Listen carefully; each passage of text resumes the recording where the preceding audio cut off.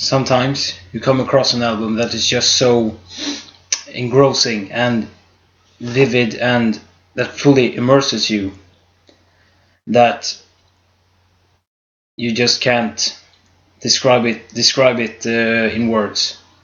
It's something you have to listen to yourself and experience. And that is the case with Evergrey's third album, In Search of Truth. Now, I found this little gem. Actually, it was for cheap. It was on sale in a nearby town of where I live. And I had heard Evergrey some years prior, before I found this record. It was in the summer of 2006. I saw them live at a Swedish festival during the summer, and well, I don't regret that one bit, because as it turned out, they are an amazing band and they deserve all the praise they're given, I feel. And they're not that big actually yet, which I find kind of odd, because their music is so unique in a way, and very immersive. That just I can't wrap my head around it actually. It's so hopefully you who watch this video check Evergrey out, because they are top notch. They're amazing. One of my personal favorite bands actually.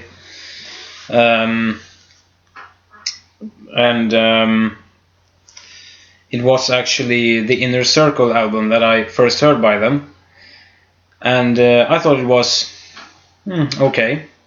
I'll be doing a review of that one also, so I will not go in depth with that album in this review. But anyway, the years passed, and I think it was must have been 2 years ago. 2 years ago that I found this. That I found this In Search of Truth. And I hadn't heard anything from this album prior to finding it. And in the shop they had that you could listen to the CD before you bought it and stuff, you know. And I found it and asked the clerk, "Can you pop it in the CD player so I can have a listen?" "Sure." Yeah, all right. So he popped it in, and then I hear this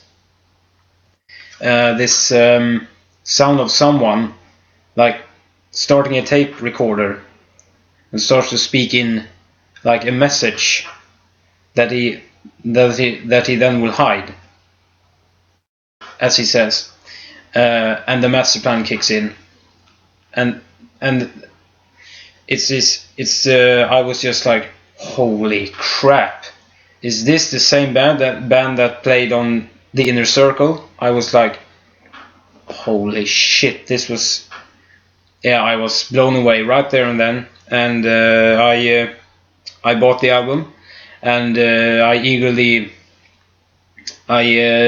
put it in my CD player when I came home, my stereo, put on my headphones, and like I always do it when I buy new CDs, take out the booklet and read, so I can read the lyrics to the song, and it was just an amazing experience. I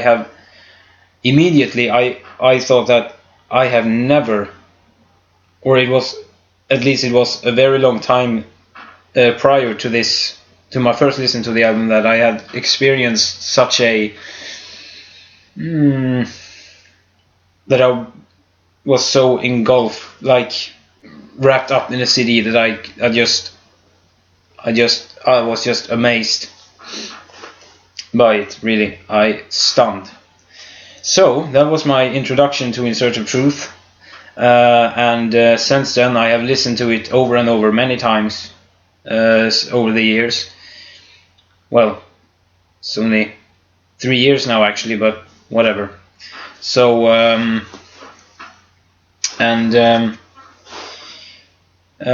just thought that I would I just had to make a video about it, because it's one of my I might as well praise it now. It is I think to me it's Evergrey's best work. It's their masterpiece, and yeah, I don't regret a second that I bought the album, because it's so amazing and well put together, and overall well done. That, yeah, it's just. But to explain why I hold it so high regard, so high esteem, I thought I was going to go into in depth about the record, and my personal thoughts and feelings on it, and the atmosphere and the concept and everything. So here goes.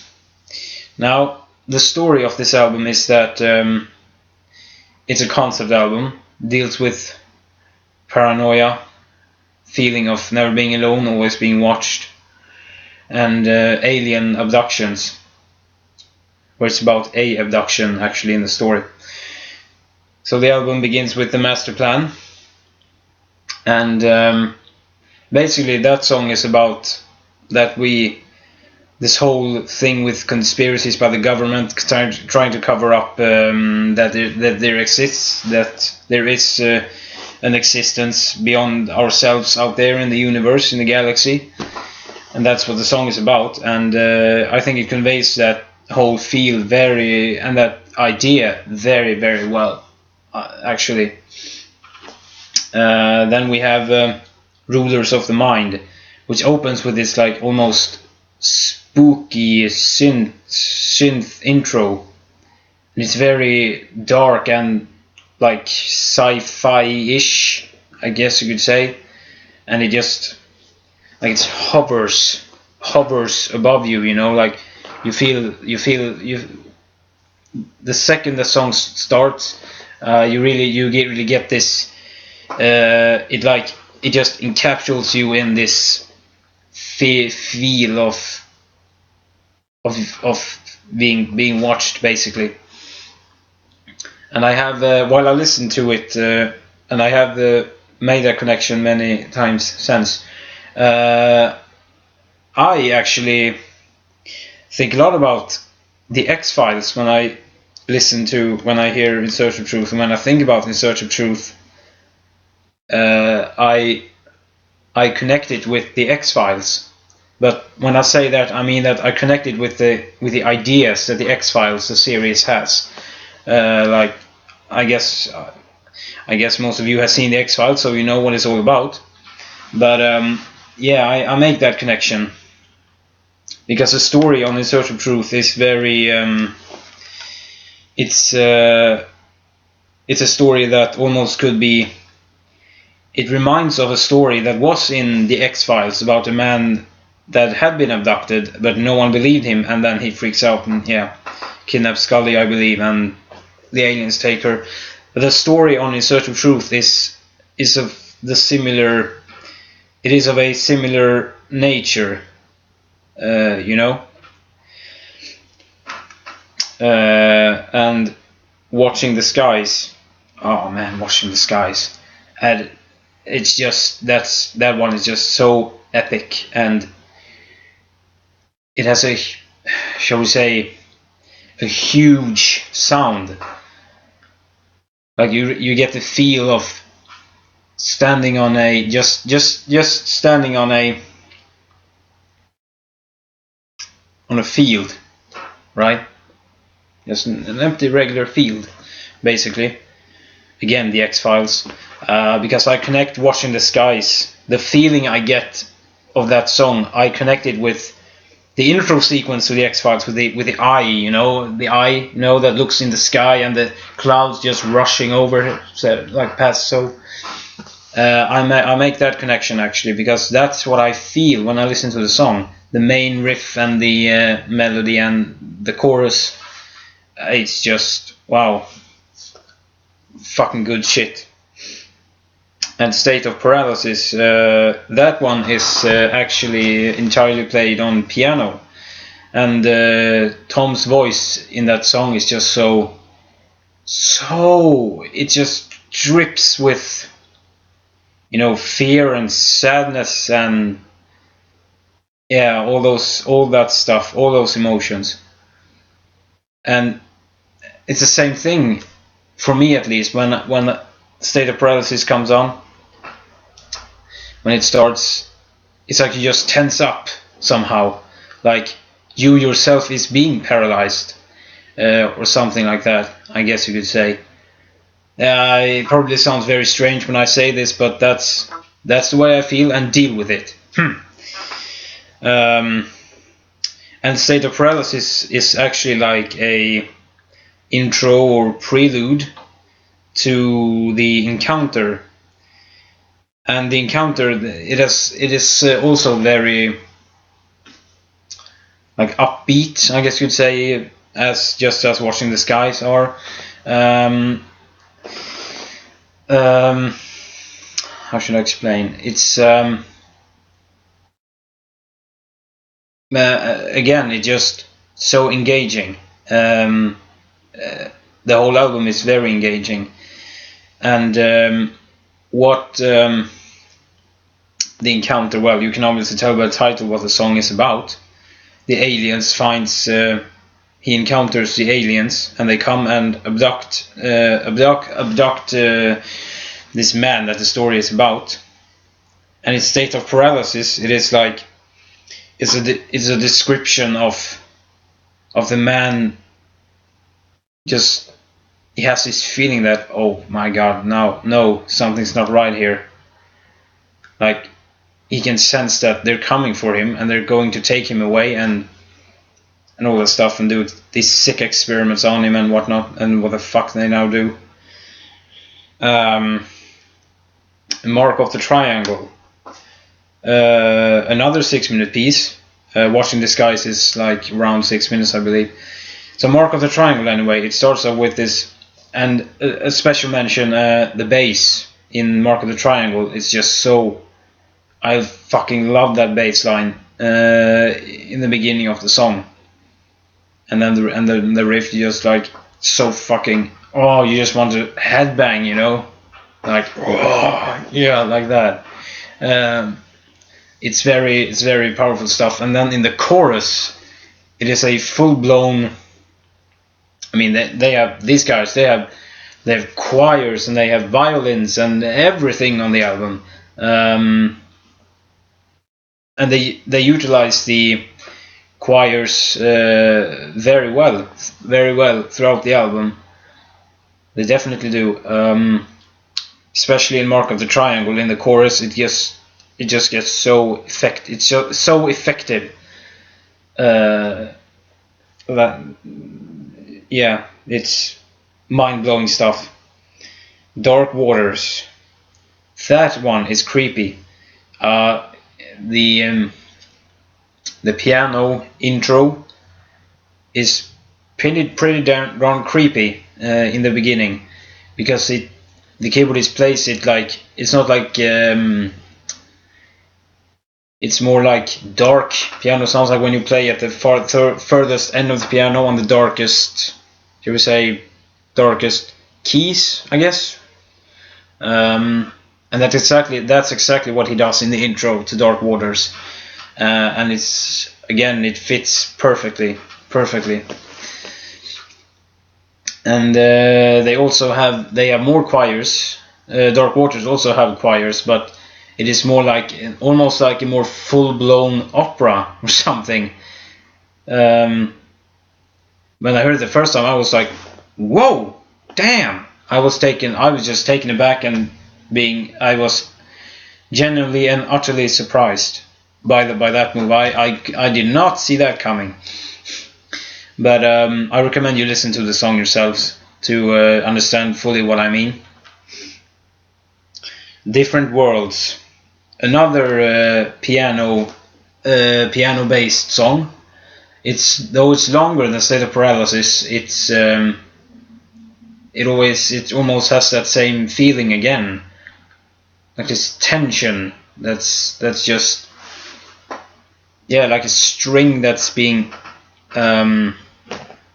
pulled tight but slowly somehow, you know, over the course of the song. And then in the end, when the fucking guitars and bass and drums come in, it just explodes, and you just, oh my god, and you just, it's like the string has just snapped, and it's just this incredible explosion of sound, you know.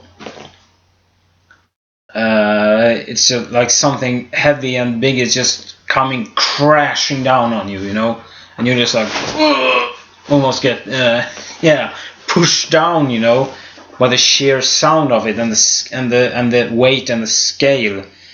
It's just I get goosebumps every time. Then we have the last track, actually, Misled. And this one is it starts out with piano, simple piano line, but then it of course gets like a more full-blown metal song, really, I guess you'd say. But the piano line comes back a few times during the song, so it's in the intro and the outro, I guess you could say, and there's somewhere in the middle. And the song is, the way I see it, the song is basically about this guy. And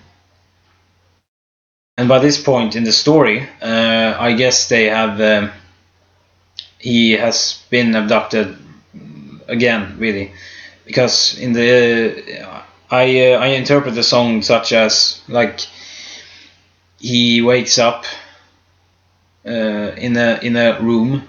It was a white room, something like that, like this sterile, clean room, you know. And he, like in the lyrics says that he doesn't recognize himself. He doesn't know where he is. And then I like that, because the lyrics to Misled actually plays in it. You can actually fit that and the master plan together very well, because the idea of the master plan, the lyrics, is that, yeah, this whole government cover-up thingy and whatnot that the X-Files also has, but as extraterrestrial life and so on. And in Misled, you find out that, yeah, that actually is the case. I think, at least that's how I see it, really. And he says that it's just these men in white robes come in and starts to I guess they start to experiment on him.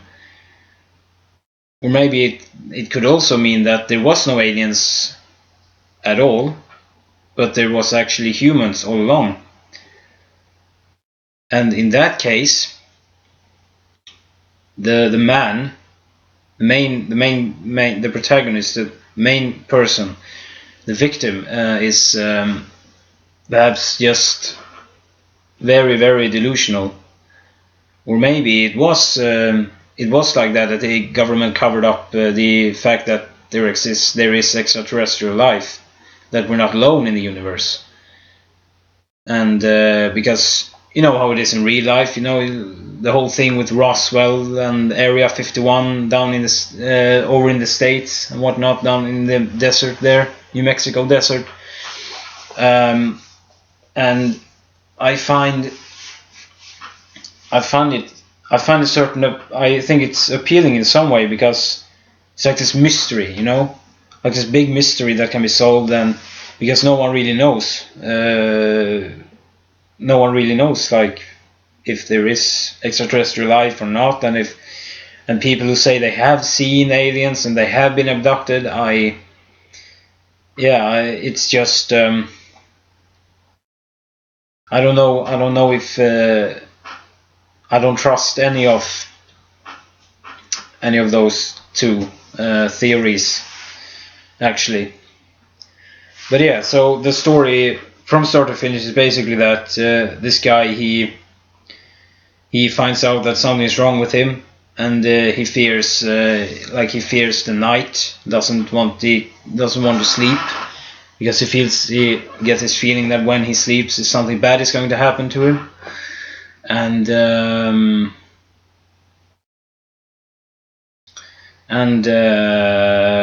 it's just and he finds out, I think during hypnosis it was, that he had been abducted by aliens. He had been experimented on, and then at the end he finds out that was basically, he wakes up probably a government laboratory or something, where they probably want to do tests on him to see what kind of tests the aliens have been doing on him when they abducted him and stuff like that. That's the whole story, I believe. And the atmosphere and the mood of the album is it's very dark, and it's mostly the first thing that will probably hit you when if you listen to it is that, man, this is fucking dark, It's very dark, and but at the same time it's very engaging and haunting here in some places almost, and it's very emotional, also very emotional album, because just because of the things that happens and the way the music accentuates and enhances those happenings, these events that takes place. And my internet is fucking with me again. I swear I'll just rip this piece of shit out and throw it. Anyway, sorry about that. And then I have to say that I have never come across an album that where a concept album, mind you, at least a concept album, where the music, lyrics, emotions, feeling, the atmosphere, and even the cover art, both in here and in the cover art in the booklet also, all those things, they just come together so perfect and so natural on In Search of Truth, the In Search of Truth album, that I have, in a way that I never have experienced before. Well, not yet anyway. But until that day comes, In Search of Truth probably will remain the only album that has pulled that off, according to me at least. So and it's incredible. It's 5 out of 5. 5 out of 5 is a score for the In Search of Truth album from me. I think it definitely deserves it, and Evergrey is such an underrated band, and they should be more recognized, because the fact that they are just,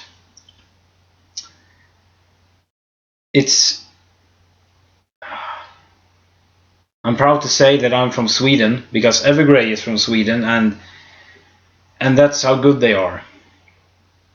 Really, it's like some bands is just so good that you just feel like, and if they are from your country or you're of the same nationality, that you just feel that, oh man, I am so fucking proud to be Swedish or Norwegian or American or Russian or whatever you are. And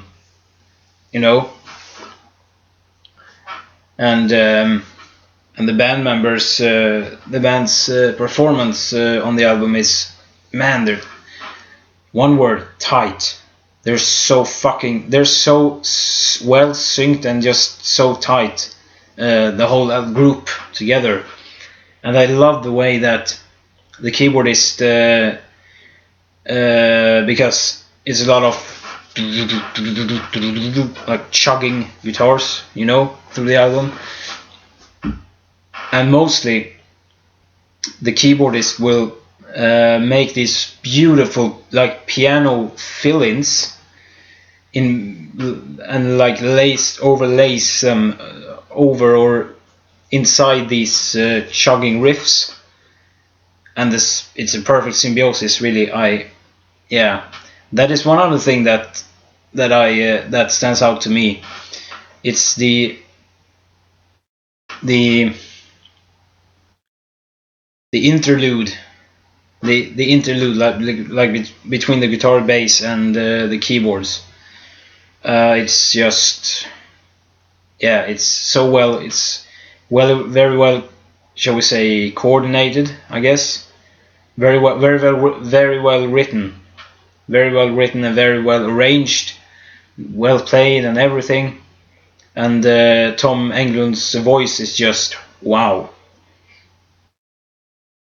He's an extraordinary vocalist. He really is. I don't think I have heard very few vocalists that can bring out such emotion and passion and in their voice, you know. And Tom Englund is one of those vocalists for me. Steven Wilson from Porcupine Tree comes to mind also. His voice is almost the same. Brings out the emotion and the passion and everything, that you just get the feeling that Evergrey just, and Tom just loves what they does.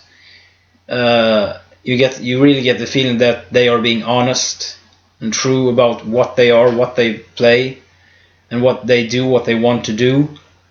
And when a band does that, it just instills great respect in me. Then I can truly respect a band that can pull that off. And Evergrey has been doing this now for since 1990.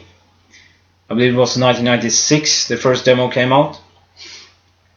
Although I haven't heard the newer stuff, no, excuse me, yes, I have heard the newest stuff, and while it's still fine, you know, but it doesn't hold a candle to In Search of Truth. It really don't.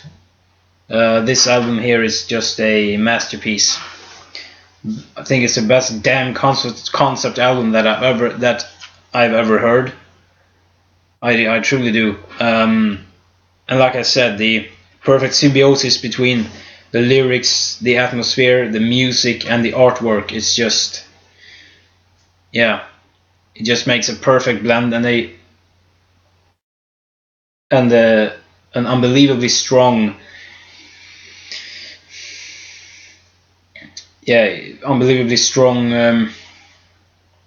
should we say, like strong picture in some way. So like 5 out of 5 from me. And if you haven't heard Evergrey, I suggest that you begin with this record.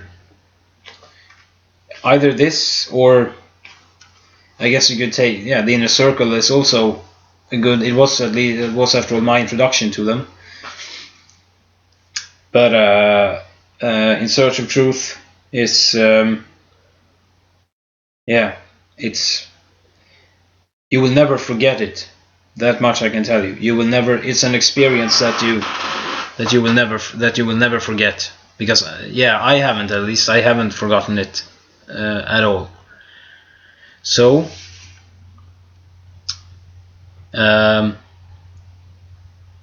thanks for watching this video. I just and for being patient with my slumbering and stumbling over words and everything.